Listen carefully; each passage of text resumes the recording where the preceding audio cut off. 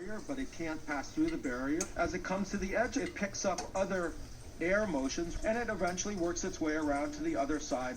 Watch as some of that green fog eventually makes its way up and around the divider. That type of particle flow could be seen in real life, like at a checkout counter where plexiglass dividers are in close proximity to people, which is why mask wearing is so critical, says Stone, to break up that jet stream. But what about a restaurant setting where diners aren't masked?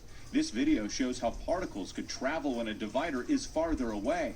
As they move, they will be mixing with the other air in the room. That's good. It dilutes what you exhale.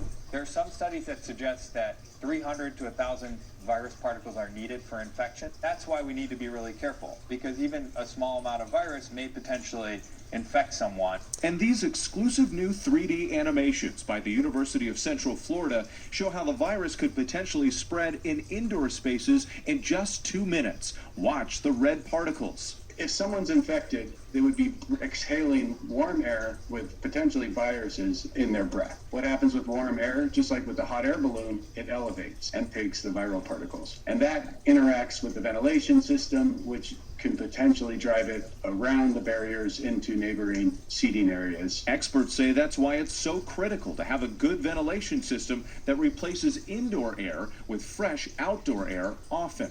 The plexiglass dividers stop the large particles, and then the smaller ones may escape over the top or around the side and find their way into a healthy person's nose.